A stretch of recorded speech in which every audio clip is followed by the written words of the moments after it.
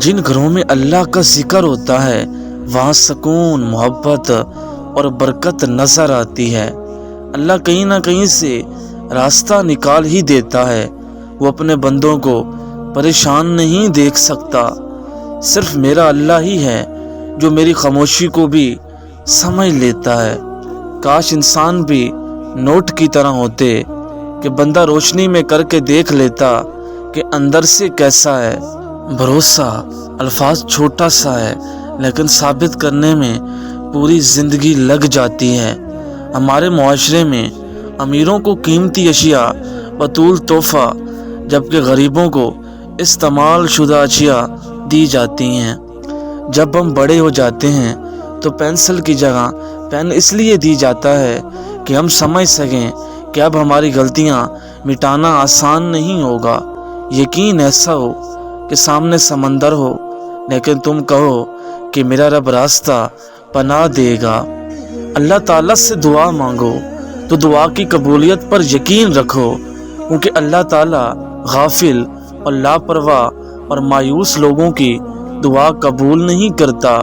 جب قسمت ہی خراب ہو تو گلے میں تعویذ کی جگہ مولوی بھی باندھ لو تو کوئی فرق نہیں پڑتا۔ بعض اوقات اتنی تکلیف ہوتی ہے کہ اللہ کے سوا کسی سے بات کرنے کو دل نہیں کرتا۔ کتنی پیاری گواہی ہے نا، اشہد ان لا الہ الا اللہ محمد الرسول اللہ۔ دعاؤں کا رنگ نہیں ہوتا مگر یہ جب رنگ لاتی ہیں تو زندگی میں رنگ بھر جاتے ہیں۔ جو رات کے بعد صبح دیتا ہے، جو گرمی کے بعد ٹھنڈک دیتا ہے، بے شک وہی خدا پریشانی کے بعد خوشیاں بھی دے گا۔ حق کے راستے میں سب سے بڑی سختی یہ آتی ہے کہ انسان اکیلا رہ جاتا ہے۔ ہم کہاں کے سچے تھے؟ کچھ زندگی، کچھ غم، کچھ عشق اور کچھ ہم۔ کبھی کبھی اذان مجھے یوں بلاتی ہے جیسے بگڑے ہوئے بچے کو ماں بلاتی ہے۔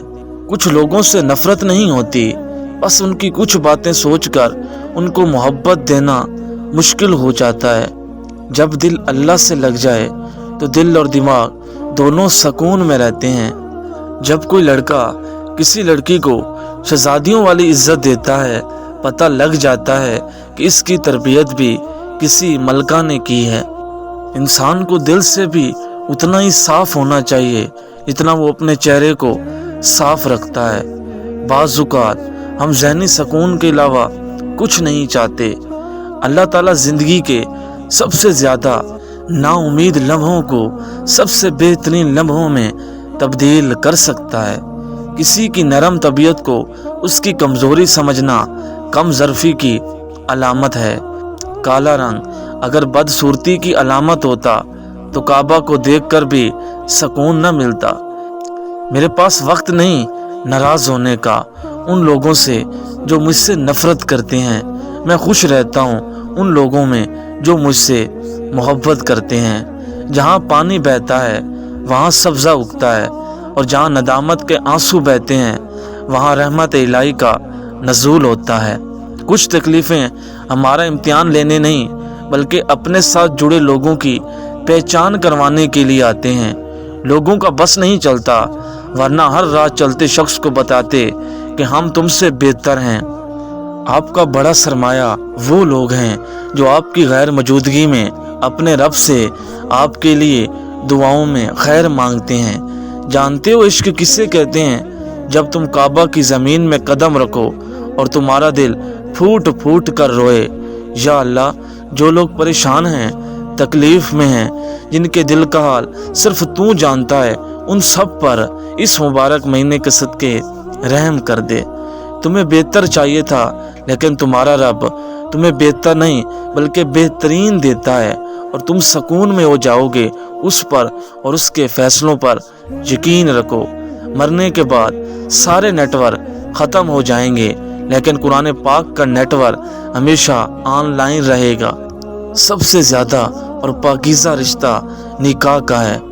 قرض اور مرض دونوں ہی انسان کو اندر سے ختم کر دیتے ہیں۔ اللہ ہم سب کو ان دونوں مصیبتوں سے محفوظ رکھے۔ اللہ وہ واحد ذات ہے جس سے دکھ بانٹ کر سکون ملتا ہے۔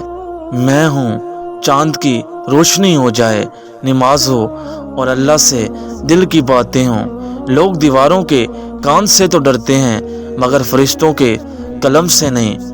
میں اللہ کے لیے کچھ نہیں مگر اللہ میرے لیے سب کچھ ہے۔ میرا رب، آپ کا رب، ہم سب کا رب وہی تو ہے جو اکیلے ہی سب کو سنوار رہا ہے۔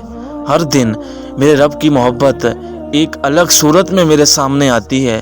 میں کیسے مایوس ہو سکتا ہوں؟ تنہائی میں اللہ سے کیے ہوئے وعدوں کو پورا کرو، گلہ نہ کرو، پھر عبادت کرو تو پوری زندگی عبادت بن جائے گی۔ اے اللہ، مجھے ایسا بنا دے کہ میں اپنے پورے دل سے تجھ سے محبت کروں اور اپنی ساری کوششیں تجھے راضی کرنے میں لگا دوں۔ اور کتنے پاکیزہ ہوتے ہیں وہ جذبات جو صرف ان لوگوں سے وابستہ ہوتے ہیں جن سے مل کر ہمیں اللہ مل جاتا ہے۔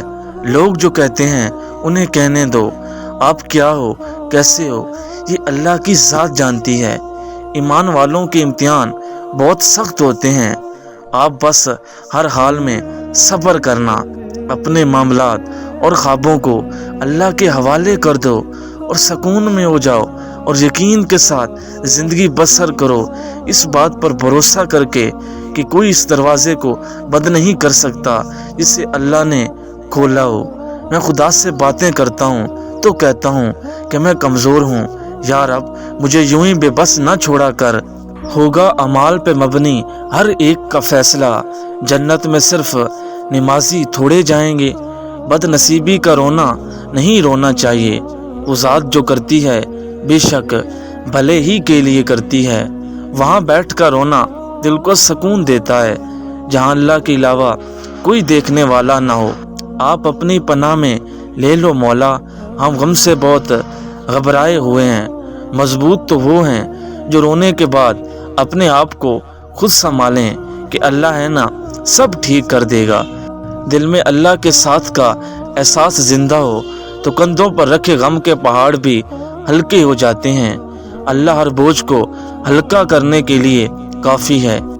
ایک خوبصورت یقین، اللہ تعالیٰ کبھی دوسرا در کھولے بغیر پہلا در بند نہیں کرتا۔